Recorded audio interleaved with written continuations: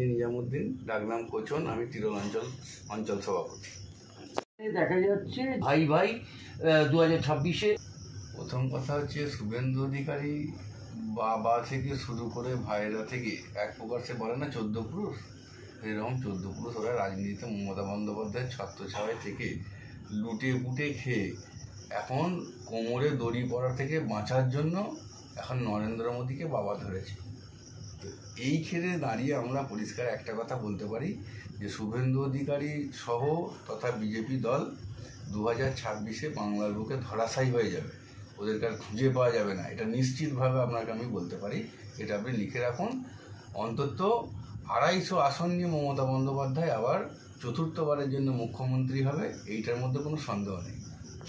প্রধানমন্ত্রী যেখানে এসে বলেছে যে বাংলার কৃষ্টি অধ্যায় জয় মা কালী জয় মা দুর্গার নাম কাছে শিখবে না, বাংলার সংস্কৃতি, বাংলার কালচার, বাংলার চালচলন, বাংলা ভাষা থেকে শুরু করে গীতা থেকে শুরু করে মহাভারত থেকে শুরু করে মমতা বন্দ্যোপাধ্যায়কে কারোর কাছে শিক্ষা নিতে হবে না।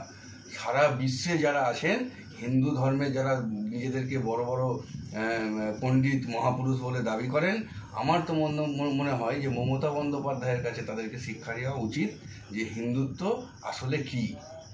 স্বামী বিবেকানন্দ, আমাদের হুগলি জেলা, আমরা রামকৃষ্ণ পরমহংসদেবের মাটির ছেলে, আমরা ঠাকুরকে বিশ্বাসী, এবং স্বামী বিবেকানন্দ যিনি সারা বিশ্বের হিন্দুর একটা অন্যতম মুখ, যিনি একজন মহাপুরুষ।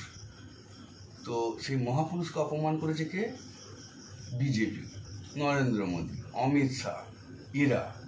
অর্থাৎ বাংলা ও বাংলার সংস্কৃতি এটা মমতা বন্দ্যোপাধ্যায়কে শেখাতে হবে না, বরং ওদেরকে বলুন মমতা বন্দ্যোপাধ্যায়ের কাছে এসে শিক্ষা নিক যে বাংলার সংস্কৃতি এবং বাংলা কী।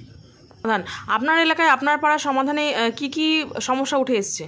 এই ক্ষেত্রে যেভাবে ওপর থেকে ইনস্ট্রাকশন দিয়েছে যে ছোটোখাটো কাজগুলোর উপরে গুরুত্ব দিতে, বিশেষ করে রিপেয়ার কাজের উপরে গুরুত্ব দিতে। তো ছোটোখাটো কাজ বলতে পানীয় জল থেকে শুরু করে একটা লাইট থেকে শুরু করে ছোটোখাটো কোনো ড্রেন থাকলে, ছোটোখাটো রাস্তা থাকলে, এই ধরনের যে সমস্ত কাজগুলো, এইগুলোর ওপরে গুরুত্ব দিতে বলেছে সামনে বিধানসভা, এবং ছোটোখাটো কাজগুলোর ওপরে গুরুত্ব দিয়ে মানুষকে একটা একত্রিত করা।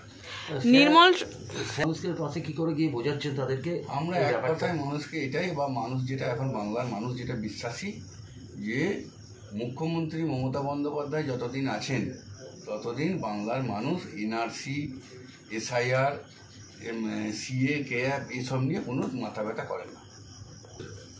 এখানে আমরা যেগুলো প্রত্যেকটা এলাকায় যেগুলো আমাদের রাজ্য সমস্যা, যে পিএইচই যে সমস্যাটা চালু হয়েছে, ওই সমস্যা কিছু অনগোয়িং স্কিম আছে যেগুলো এখনও ঠিকঠাক হয়তো পৌঁছায় না। বলতে কী বলুন তো, 12টার আপনার যেগুলো কাজ চলছে অনগোয়িং স্কিম, হয়তো দেখা যাবে 6 মাসের মধ্যে টোটাল কমপ্লিট পাইপলাইন কাজ প্রতিটা বাড়িতে নিশ্চিতভাবে জল পৌঁছাবে। এটা মুখ্যমন্ত্রীর দাবি তথা আমাদের দাবি।